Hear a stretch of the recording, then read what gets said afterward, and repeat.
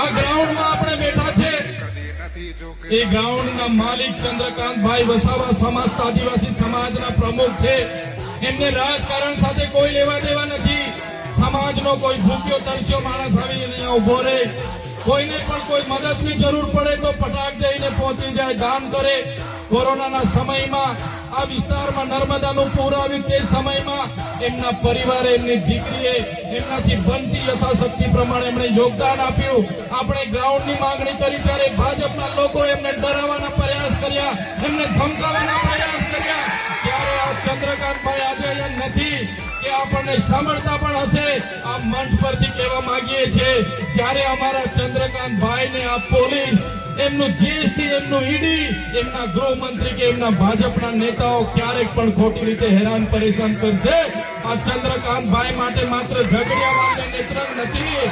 આ ચંદ્રકાંત